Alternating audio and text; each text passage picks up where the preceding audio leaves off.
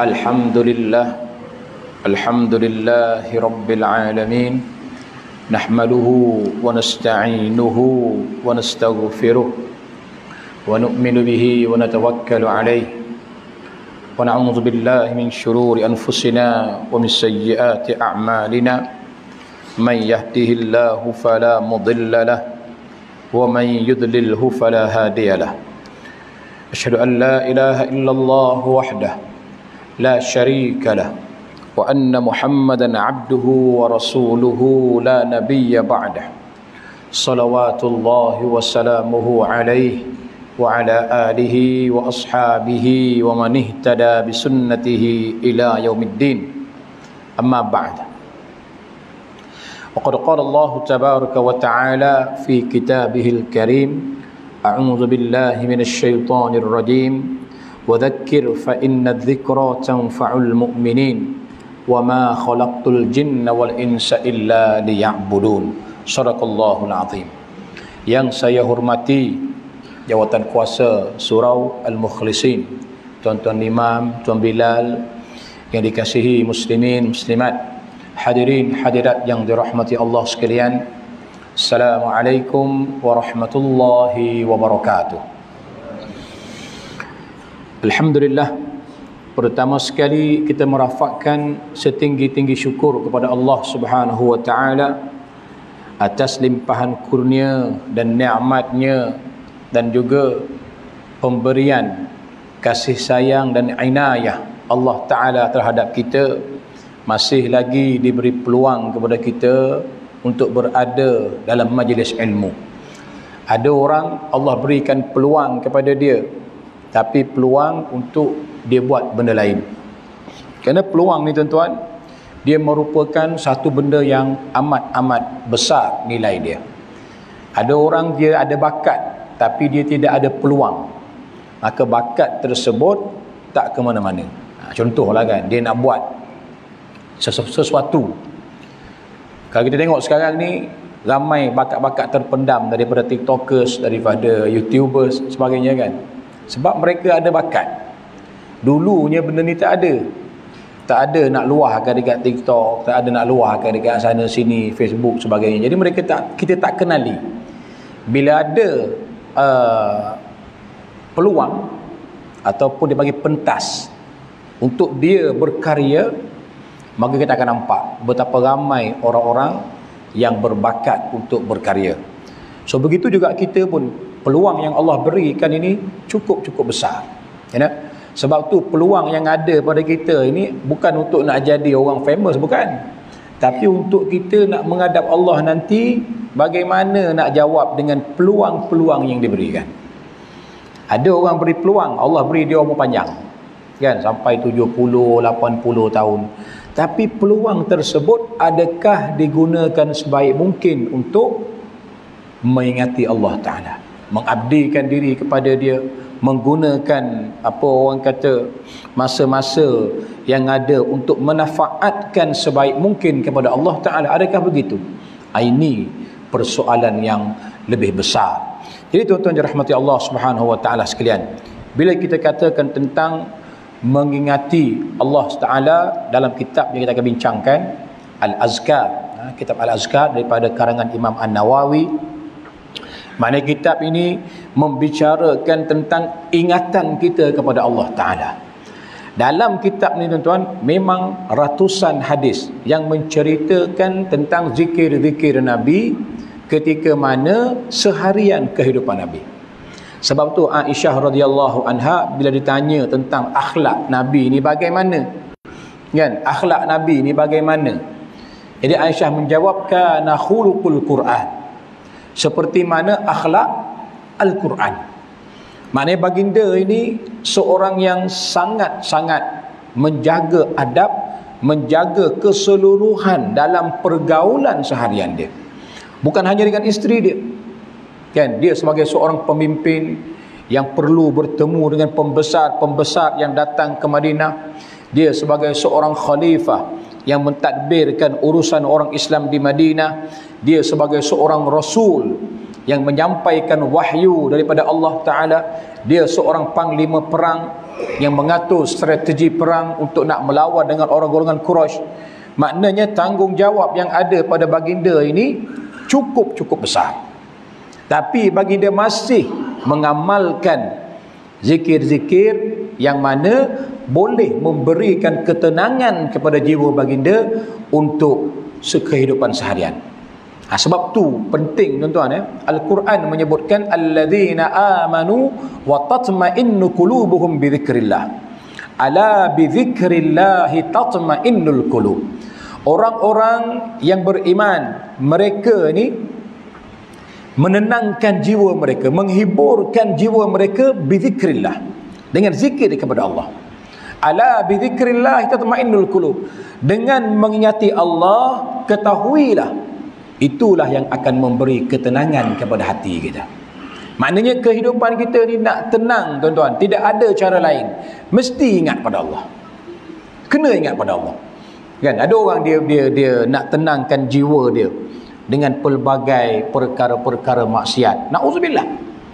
Dia kata dengan itu ambil pil-pil khayal boleh memisahkan dia daripada dunia yang berserabut masuk ke dunia yang lain, kan? Dia ambil benda-benda tu. Dia kata benda tu boleh menenangkan dia. Itu ketenangan yang bukan hakiki, tuan-tuan. Habis ubat tu habis. Sama juga dengan orang minum, kan? Dia minum minuman keras. Masalah tempat kerja hari ni, petang ni pergi kelab minum. Sampai pukul 10, pukul 11 malam, 2 pagi ke, dia mabuk. Dan dia balik rumah dia. Maka dia mabuk seketika itu masalah. Dia tak ingat lah. Sebab dia akan menghilangkan akal yang waras ni. Jadi bila pagi besok dia bangun pukul 8, pukul 9 pagi, dia akan ada masalah yang sama seperti semalam. Tapi berbeza dengan orang yang mengingati Allah.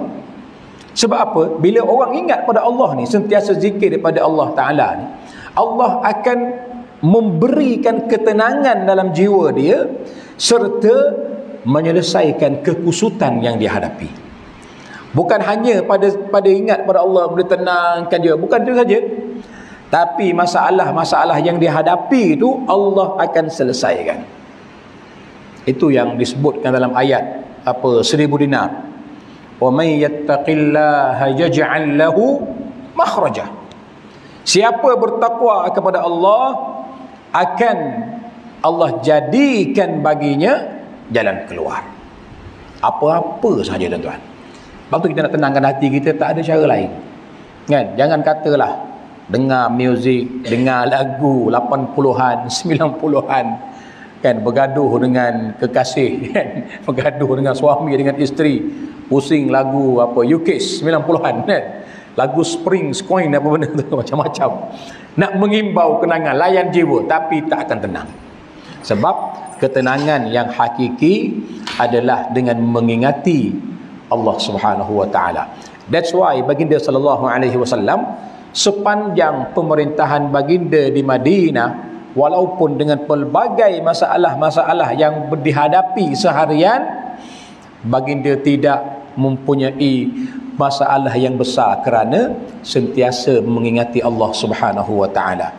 So kita lihat tuan-tuan sekalian, dalam bab ni banyak sangat menceritakan tentang zikir-zikir yang diajarkan oleh Nabi SAW, yang Imam An-Nawawi menghimpunkan dalam kitab Al-Azkar. InsyaAllah pada malam ini kita akan bincangkan yang bab yang ke-13, hadis ke-13, sambungan daripada bulan lepas. Ini berkaitan dengan larangan berzikir dan berbicara ketika mana berada di dalam tandas. Okey. So dia nak berzikir ni pun dia kena tahu adab dia, bagaimana adab nak berzikir. Adab berzikir ni bagaimana kita nak puji Allah ni, di mana nak puji Allah ni, kan? Nak ingat Allah ni, bagaimana kaedah nak ingat Allah ni. Bukan kata boleh sebarangan, kan? Bukan kata boleh sebut dengan perkataan-perkataan yang tidak tahu daripada mana, tapi harus mengikuti ketetapan-ketetapan yang ditetapkan. Makruh hukumnya untuk berbicara dan berzikir ketika sedang menyelesaikan hajat, baik di tengah padang pasir maupun di dalam bangunan. Maknanya orang nak berzikir ketika mana sedang buang hajat. Kan, sedang buang hajat ni, dia baik sangat, tak puas berzikir malam tadi, buang hajat pun nak berzikir, kan? Kalau biasa orang ni time ibadat dia berzikir, kan, time nak pergi kerja dalam kereta pun dia berzikir, balik rumah tengah hari masak pun dia berzikir, nak pergi kerja petang ambil anak sekolah pun dia berzikir, dia boleh buat benda tu. Ini biasa orang. Tapi dia ni rajin sangat, sampai dalam tandas pun nak berzikir. Macam mana ni, kan?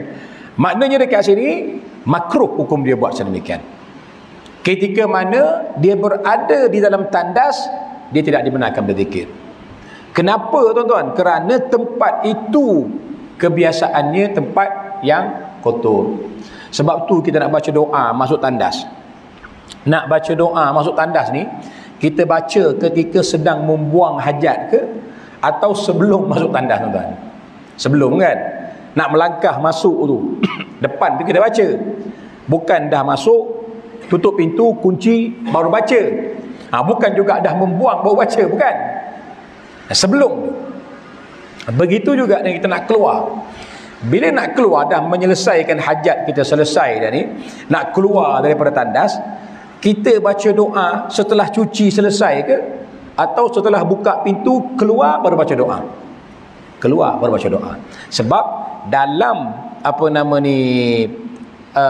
dalam tandas tadi tidak sesuai disebutkan nama Allah Subhanahu wa taala, maka makruh. Makruh dia berbuat sedemikian. Tapi kalau zikir dalam hati dia, macam mana, tuan? Zikir dalam hati dia dibenarkan, dibolehkan zikir dalam hati. Malah kalau perkataan ni, perkataan yang mengucapkan, dia nak ucap subhanallah, alhamdulillah, boom, keluar seketul, Allahu Akbar, Allahu Akbar, dah keluar seketul, katakan. Tak boleh. Perkataan dia. Tapi kalau dalam hati dia, subhanallah, alhamdulillah, boleh sedemikian. Tidak ada lafaz yang keluar. Malah kalau kata orang pergi tandas, ada orang bagi salam. Orang bagi salam, dia dalam tandas ni, assalamualaikum, ada orang ni, saya sakit perut ni, assalamualaikum. Dia pun diam, nak jawab tak boleh. Macam mana buat? Orang tu ingat tak ada orang, dia pun boom, buka pintu, terpelanting, tuan-tuan. Dua orang terpelanting, yang tengah dalam terpelanting, kat luar terpelanting. Maka dia kena bagi isyarat, kan? Bagi isyarat, buat isyarat apa-apa bagi menunjukkan orang luar ni tahu dalam tu ada orang. Macam itulah. Tapi dia tak boleh jawab salam, kerana dekat situ ada sebut nama Allah. Ini berlaku untuk semua bentuk zikir dan ucapan, kecuali ucapan darurat. Para sahabat kami mengatakan, jika bersin tidak perlu membaca alhamdulillah, tidak perlu menjawab bacaan orang yang bersin, dan tidak perlu menjawab salam untuk dan tidak perlu menjawab azan. Duduk dalam tandas tengah membuang, kan, orang bagi salam, tak perlu jawab. Kawan sebelah ni dia bersin, alhamdulillah, yarhamukallah, yahdina wa yuslihu balakum, kacau. Tak perlu jawab macam demikian. Ataupun tengah membuang orang azan, Allahumma rabba hazihi da'wati, rajin pula dia dalam tu, kan. Tak perlu jawab sedemikian. Okey. Yang memberi salam tidak berhak untuk dijawab. Hukum makruh ini adalah makruh tanzih. Makruh dan tidak diharamkan. Dia makruh tanzih ni, makruh yang hampir kepada hukum haram. Bukan makruh biasa. Makruh yang hampir kepada haram. Makruh tanzih maksudnya yang dekat dengan hukum haram lah. Maknanya larangan ni, larangan yang keras, yang tidak boleh dibuat main-main dalam tu. Tapi ada, tuan-tuan, orang-orang yang mengamalkan ajaran-ajaran yang salah ni. Ada dia mengamalkan sihir. Saya dulu ada belajar bab-bab ni, kan. Antara amalan dia mengamalkan ayat kursi dalam tandas. Ni ada, tuan-tuan, baca ayat kursi dalam tandas. Padahal benda tu jelas makruh, kan. Dan kalau sengaja dibuat, boleh jadi haram. Tapi ada orang ni memang sengaja dibuat. Sebab apa? Sebab dia nak dapatkan something daripada makhluk halus. Jadi dukun-dukun ni sebahagiannya mereka mengamalkan benda ni. Sebab apa? Nak bagi makhluk halus tadi, orang kata, taat setia kepada dia. Kan? Dia selagi mana kita buat kesyirikan kepada Allah, buat benda yang haram, sebesar-besar pengharaman buat benda tu, lagi besarlah makhluk halus akan taat kepada dia. Dia beranggapan sedemikian. That's why dia masuk tandas dan dia baca ayat kursi dalam tandas. Ini perbuatan yang diharamkanlah kerana sengaja membacakan benda tersebut. Apabila dia bersin, kemudian mengucapkan Alhamdulillah dalam hatinya dengan lidahnya dan tidak bergerak, ianya dibenarkan. Maksudnya perbuatan yang dibenarkan dalam tandas ini adalah daripada hati, bukan daripada bunyi ataupun lidah yang mengucapkannya.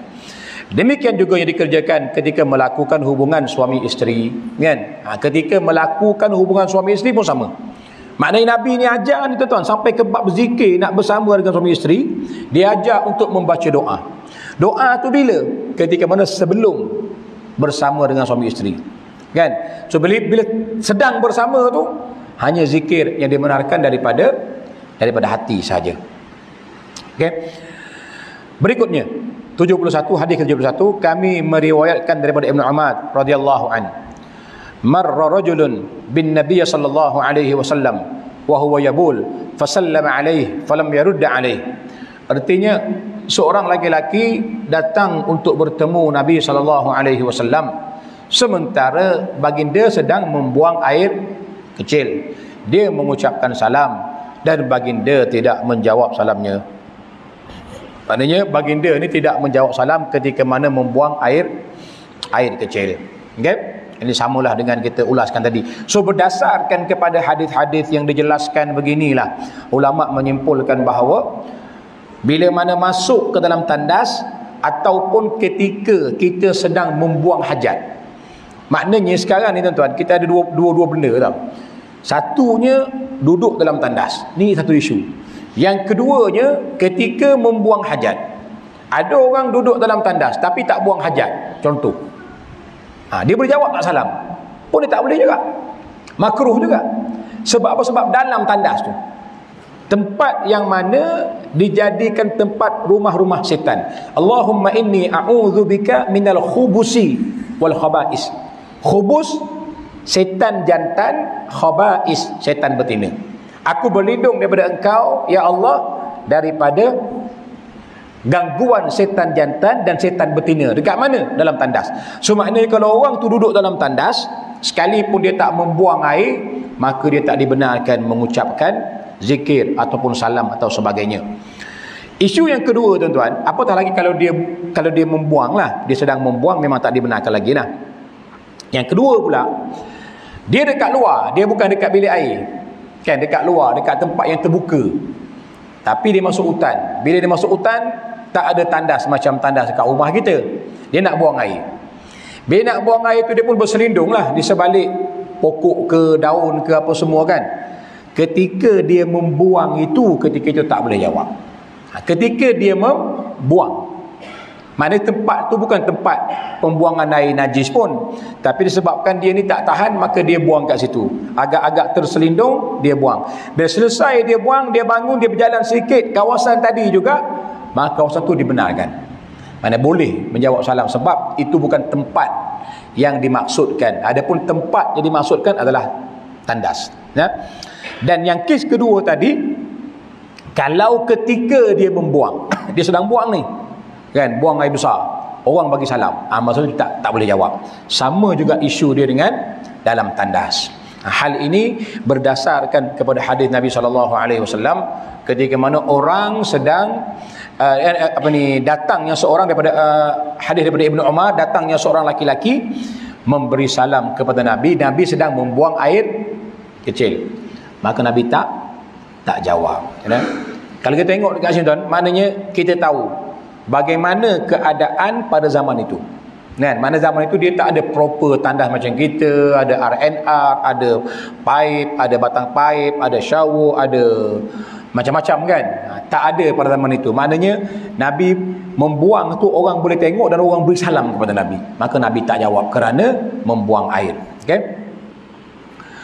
Diriwayatkan oleh Muslim dalam sahihnya. Ini hadis sahih lah. Bab yang berikutnya, hadis ke-72 daripada Muhajir bin Kunfuz radhiyallahu anhu. Dia berkata, aku menghadap Nabi SAW yang sedang buang air kecil. Ini lagi. Aku mengucapkan salam kepada baginda, namun baginda tidak menjawab salamku, sehingga baginda selesai berwuduk, kemudian mendatangi aku dan bersabda. Ini pun satu lagi hadis. Maknanya kalau kita lihat dekat sini, bukan hanya satu keadaan, malah 2, 3 keadaan pun benda yang sama dilakukan oleh Nabi SAW.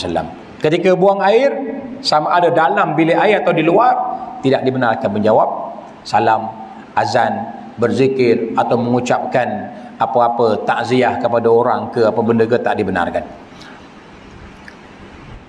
Okay? Sebab tu handphone kita ni kan, handphone dulu masa zaman-zaman mula-mula munculnya handphone ni, ramai orang gunakan ringtone azan, ringtone zikir, ringtone apa ayat Al-Quran sebagainya kan.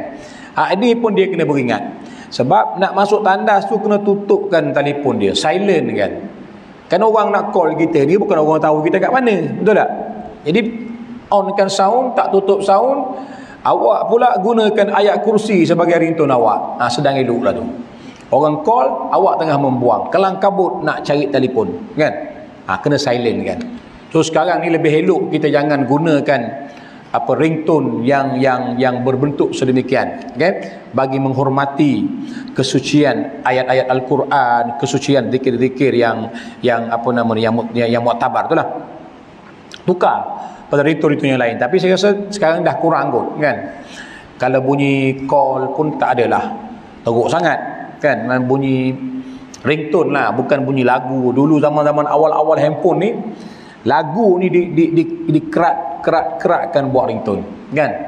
Tu time buang air, time semayang pun ada bunyi lagu tu tuan. Ini lagi kacau. Abang pilih yang mana? Kacau kan. Ganggu baru nak takbir, tergelak habis. Ini pun sama juga, kes yang sama. So tutup handphone. That's why datang ke masjid, ke surau, benda-benda pertama sekali make sure telefon kita dimatikan. Bukanlah off tapi silent kan. Itu penting. Keluar lagu dangdut pula kan, kacau kan. Kita nampak warung pakai serban selalu main surau. Sekali lagu kuda yang mana, kacau. Habis hari itu seminggu tak pakai surau kan. Confirm. Awak kenal lah. Tak pakai serban lah. Ini kena hati-hati. Baik. Kemudian baginda sallallahu alaihi wasallam keluar, dan setelah selesai berwuduk tadi, jumpa dengan Kunfuz ni. Inni karihtu an adhkurallaha ta'ala illa ala tuhrin atau qala ala taharatin. Artinya, sesungguhnya aku tidak suka berzikir kepada Allah kecuali dalam keadaan bersih. Kan tadi kita buang air, kemudian dalam hajat besar pun nak zikir, kena apa, senyapkan suara zikir dalam hati. Bila dalam keadaan bersih, dah bersuci dan sebagainya, bolehlah kita berzikir. Hadis ini dinilai sahih, diriwayatkan oleh Abu Daud, Nasai, Ibnu Majah dengan sanad yang sahih. Berikutnya bab ke-14, larangan mengucap salam kepada orang yang sedang menunaikan hajat. Para sahabat kami mengatakan makruh hukumnya mengucapkan salam kepada orang yang sedang menunaikan hajat. Apabila mengucapkan salam, maka tidak berhak mendapatkan jawapan dengan dasar kedua hadis daripada Ibnu Umar dan Muhajir pada bab yang sebelumnya. Mana dua hadis ini menjadi dalil kepada Imam An-Nawawi menyebutkan para sahabat kami ni, maknanya para sahabat kami maknanya ulama-ulama di kalangan Syafi'iyah. Menyatakan bahawa berdasarkan dua hadis tadi daripada Ibnu Umar dan juga daripada Muhajir, maknanya Nabi tidak menjawab salam, tidak berzikir ketika mana sedang membuang air. Mengucapkan salam ataupun menjawab salam lah. Begitu juga dengan orang yang memberi salam. Maknanya orang yang nak beri salam tadi ni pun kena tahu hukum ni. Kita dah tahu masuk tandas, orang dalam tandas, orang membuang kan, orang membuang. Jadi kita yang masuk ni pun kena faham, aku tidak boleh beri salam kepada orang yang ada dalam kan. Orang yang mendengar, kalau kata dia tersalah beri salam juga, orang dalam tandas ni dah tentu tahu, dah kata oh tak boleh jawab salam. Tapi orang yang memberi itu pun kena ambil tahu hal yang sedemikian. Main dua-dua tak boleh. Beri pun tak boleh, jawab pun tak boleh. Kalau tersalah beri, orang dalam jangan jawab. Kalau terjawab dulu, terjawab dulu tak ada lah kan. Tiba-tiba jawab salam pula, tak ada. Maknanya orang yang beri ni kena tahu lebih daripada orang yang nak menjawab lah. Kadang-kadang orang ni jawab panjang, Waalaikumsalam warahmatullahi wabarakatuh. Oh panjang tuan. Allahumma rabbaha zidda. Sambung lagi. Ini ganggu lah. Kacau kan. Maknanya bukan hanya menjawab, tapi juga mengucapkan atau memberikan salam kepada orang yang sedang membuang air. Sama ada dalam bilik air, satu, ataupun di luar. Yang saya sebutkan lautan tadi kan. Dalam lautan ni dia bukanlah bilik air, tapi orang tu sedang membuang, kawan kita sedang membuang tepi pokok, kita sengaja bagi salam pada dia. Tak boleh kata dia tu. Makruh tanzih, makruh yang ditegah perbuatan sedemikian. Bab yang ke-15, zikir ketika keluar tandas.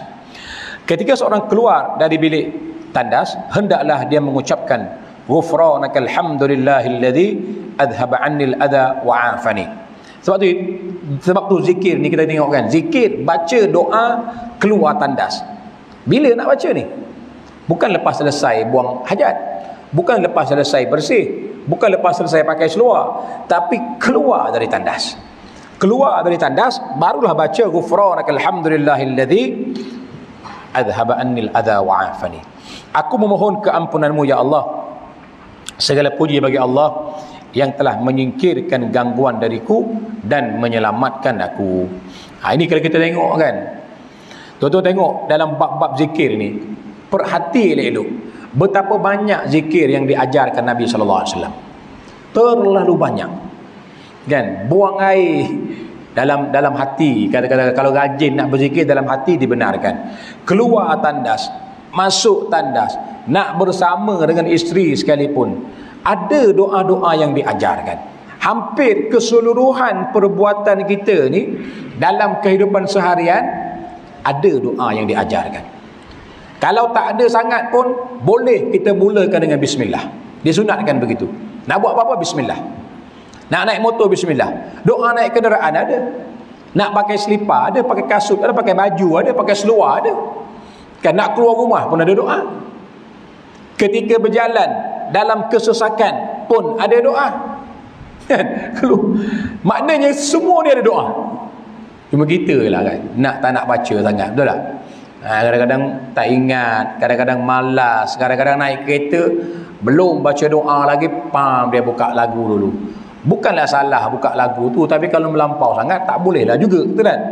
Baca doa dulu kan. Kalau kata penat-penat balik kerja, jalan tu pun sesak, tutup radio, berdoa, berzikir, beristighfar, ucapkan bacaan-bacaan yang diajarkan Nabi SAW. Inilah yang terbaik tuan-tuan. Kerana dengan kita mengingati Allah ini, sebenarnya hati kita boleh jadi tenang, setenang-tenangnya. Tak ada cara lain.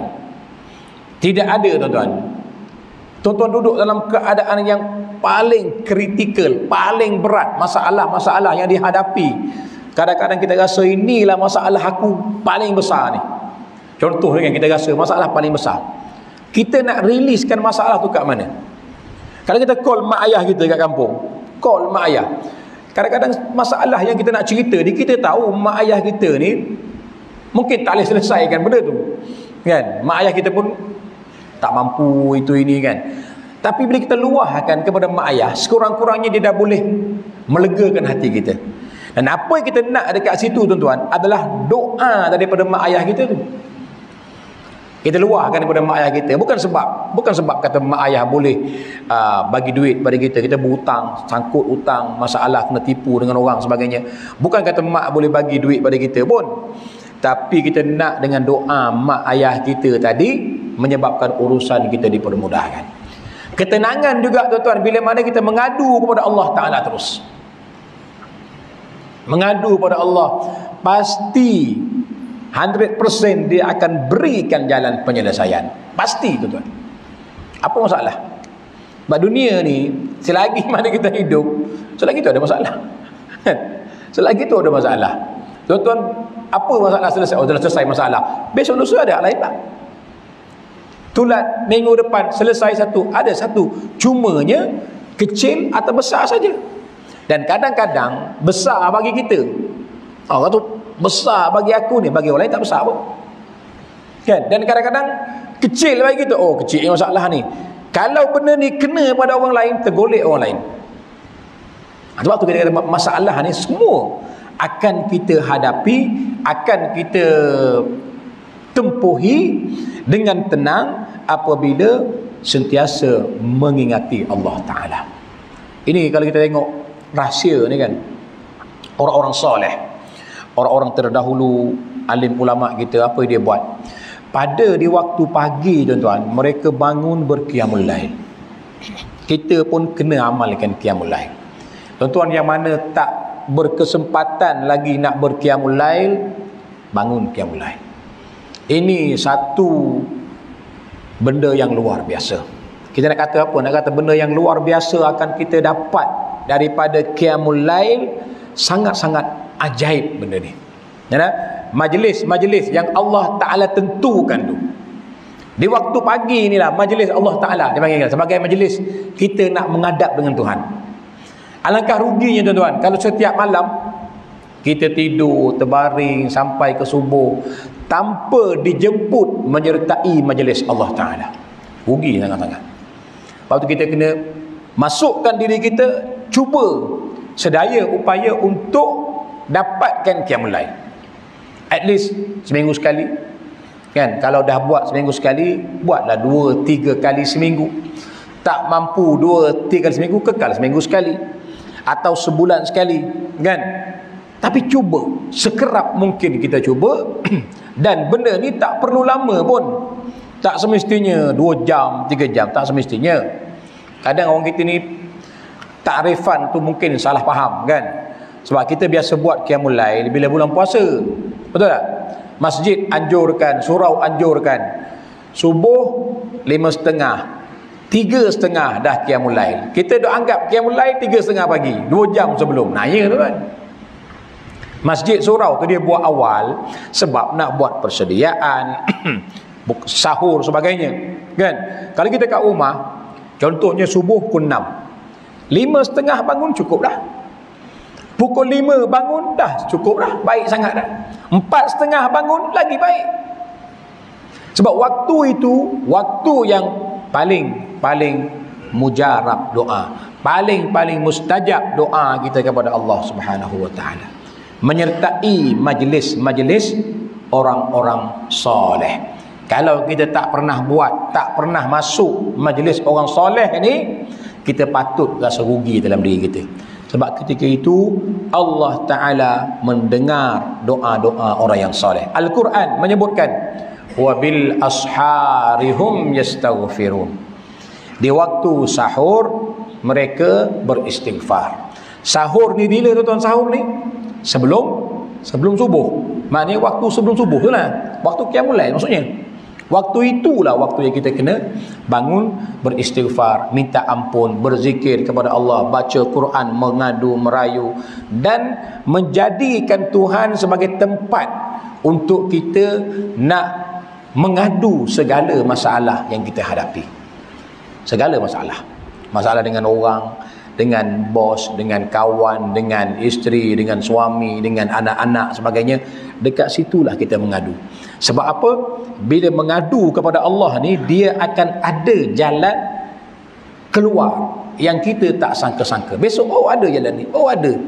Oh semalam masalah dengan anak ni, oh dah ada jalan keluar dah. Masalah ni dah ada. Allah akan buka satu persatu. Ini rahsia cukup besar.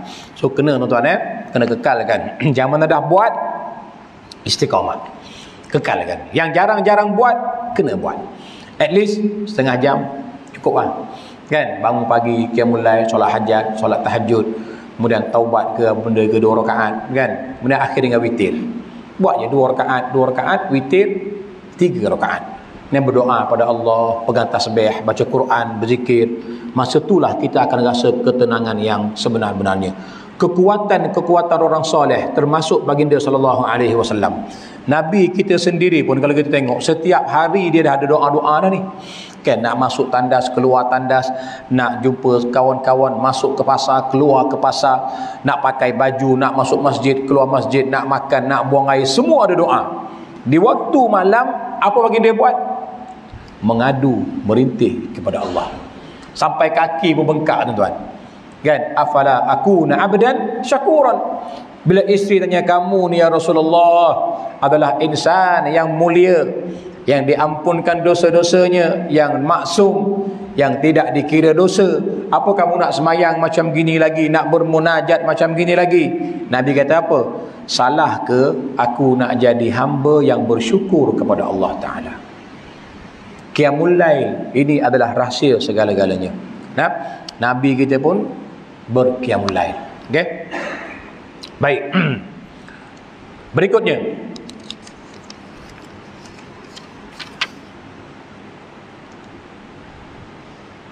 hadis ke-73, okey, ghufranaka alhamdulillahilladzi azhaba 'anni al-adha wa 'afani.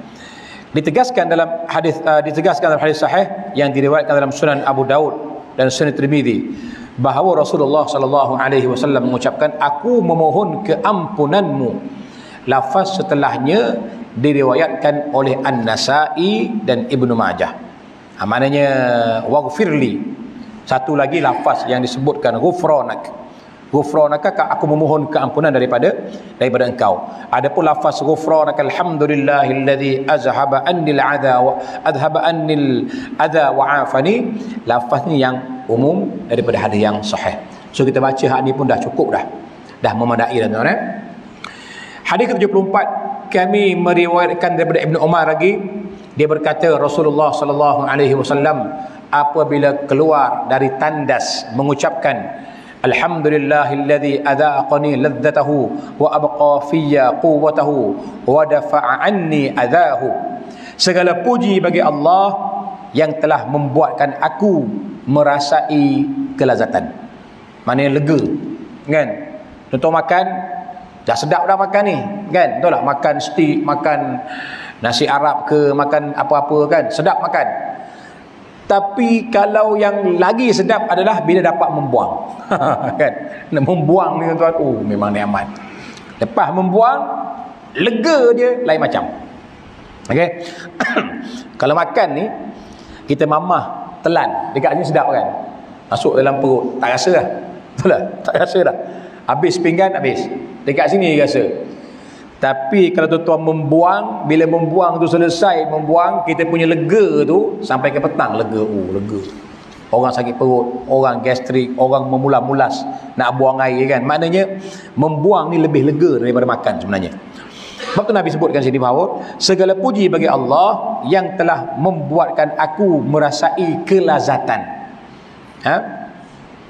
Menjadikan aku tetap pada kekuatannya dan mencegah dariku gangguannya.